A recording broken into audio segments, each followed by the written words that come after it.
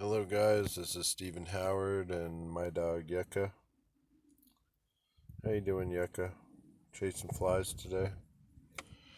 We're up here in the Spring Mountains, and I'm gonna keep it kind of quiet because my buddy Clark's sleeping. Just got done with graveyard shift. If you ever see Clark at Terrible Herbst over in Tropicana, he's a really great guy. He reminds me of a '60s surfer. I think he's about 57 years old. Not sure. Anyway, I'm kind of out here. I got some campers around me that are new people, and I have to be patient with people. Unfortunately, my camp spot is the coolest place in the desert, so of course there's going to be other people around. I've been up here alone for a long time, and I think people are finally figuring out, where I'm at is a cool and a safe spot. However, the local community has talked to some of these people and aren't very happy about their presence.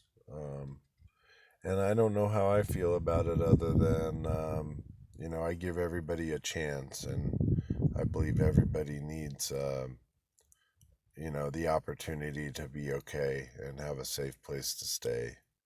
And I don't care what your background is or what you've been through, because I'm a broken healer myself.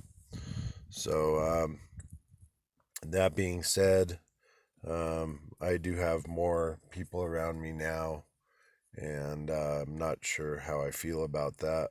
Um, I basically could go off into other parts of the wilderness. It just costs me more in gas and is longer travel. So I'm thinking about moving to Mount Charleston at some point.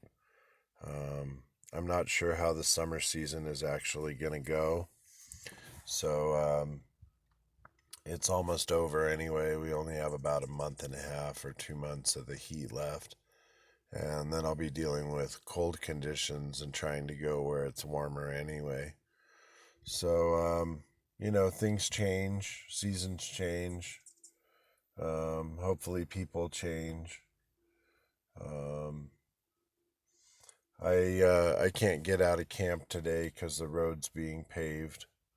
So I just got to sit here today, and got a hummingbird visiting me this morning. It's on the branch up there.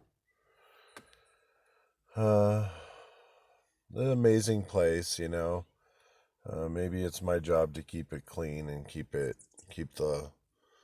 peace. I kind of think that I've always been the glue. I've always brought people together, even if they didn't like each other or not.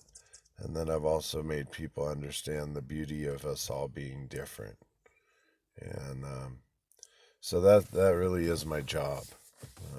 As a light worker, I have to be like, hey, your whole thing is kind of flimsy. You might want to take a look at it. And then they're kind of thrown off, like, oh, I didn't realize I had that. Maybe I do need to look at it. And, all of our, it's still our emotional baggage, or it's still our stuff. It's still personal. It still hurts. It's still our pain. But, it's flimsy. You can't go through the rest of your life saying, oh, this happened to me or that happened to me, so I didn't do this or that.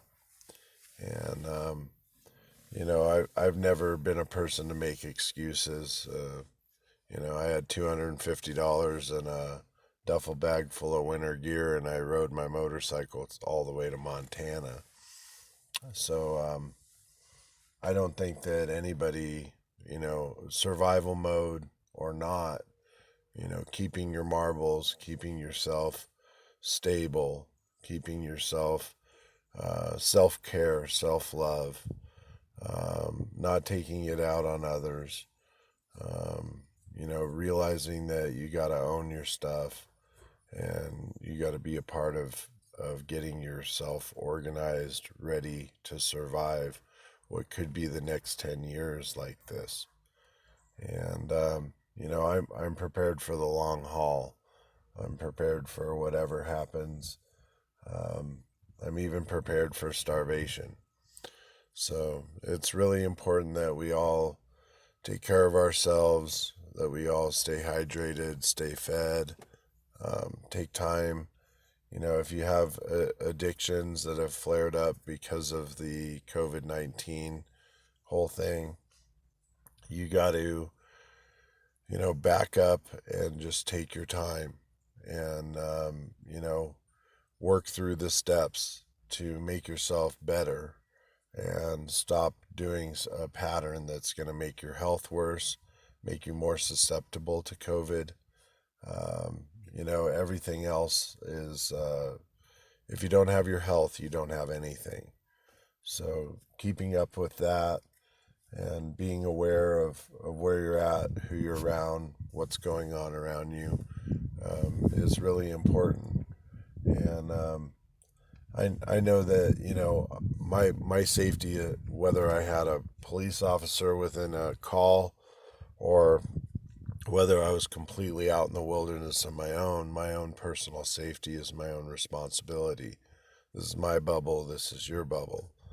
So everybody has divine protection, divine plans. You can't tell us that one of our lives is more valuable than another. And, all lives, as far as I'm concerned, all lives matter. That, I don't care if you're Chinese, I don't care if you're Filipino security guard down at the strip, I don't care what your nationality is, what your background is, if you're gay, straight, bi, if you're, Fruit Loops, whatever you're dealing with, I have a method to heal.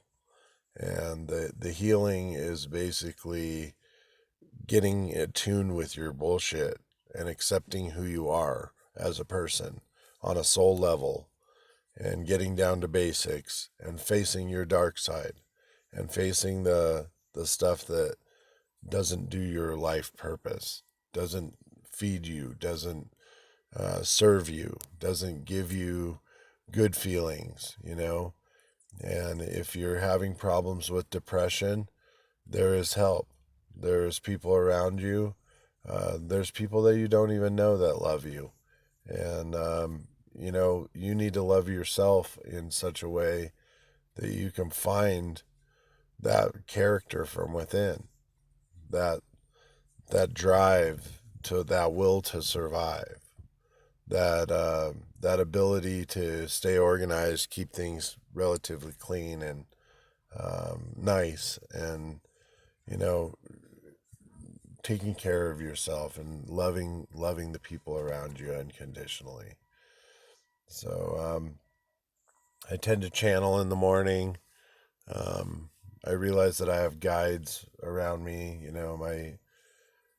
My friends had passed away in some crazy events, and um, I just feel like I have divine guidance, and that I have messages for people no matter what their condition, no matter what's going on in their lives, no matter, I wanted to commit suicide. I wanted to jump off a Hoover Dam bridge. And it was after a divorce, stopping a robbery, facing court where I could have gone to prison for 25 years to life. And I was a hero as far as I was concerned, and a few officers and other people that I knew were concerned. I was a hero. And, a bunch of people, including, my family, my friends, people that I've ever told the story to, everybody formulates an opinion after the fact, but nobody was really there holding their gun on a perpetrator after your wife grabbed your arm and said, "There's a robber, there's a robbery." So, life hands you some shit, and it's a matter of what you're going to do with it. It's a matter of how you're going to come out of it, how you're going to survive it, how you're going to evolve to it, how you're going to become something greater from it.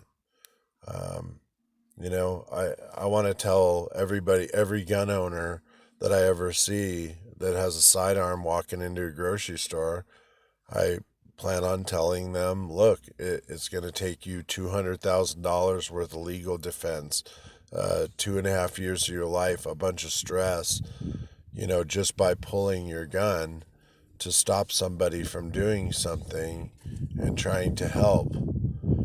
You're going to put yourself in jeopardy for that long and all of that. And the matter of the fact is that, yes, this is a free country. We do have the right to bear arms. And if something is violently happening around us, we're going to do something about it, whether we're vindicated or not afterwards. And that's what makes us Americans. That's what makes Marines Marines. Marines run towards the sound of danger. If there was something happening out here in the camps, if there was something happening where I am in the world at the gas station, or if I was in Missoula, Montana, I would be out telling people, look, we all love each other. There's no separation. We might have to wear a mask. There's a bunch of this going on. I would tell them that, look, I've seen the way it worked in Vegas. They shut down everything, and we're basically living out here. People that are homeless live out in the mountains or find a good situation. Some of the people that are homeless are out in the streets rioting and looting, and I don't understand the thought behind going and burning an entire city. The idea of going out and fighting with police or fighting with other groups for such hatred. We're the United States of America. We're all one. Uh, we've been the police for the entire world. Before the UN, we were the UN. We were the United States of America. So I don't understand where the line is drawn between our personal freedoms, our Constitution, our land. I'm sitting out here on free land. By the way, it looks like that forest fire is still going. So, forest fire, about 200 acres across the way, started by lightning the other day. It was pretty amazing to watch. It was about 4:30 in the morning, and there was a lightning strike out here. I started packing up all my stuff because I was afraid, my road could burn. And I just packed up all my stuff and got ready to get out of here. But I watched the lightning hit the mountain, and then when I drove down in the morning, there was quite a big fire. So I was really thankful it didn't cross the road. There hasn't been any smoke over here, so and we got new company, and everybody gets along really well, and I can't say more about it. It's like zombie apocalypse family. So I hope everybody's well. We'll talk to you soon, and have a great day. Mahalo.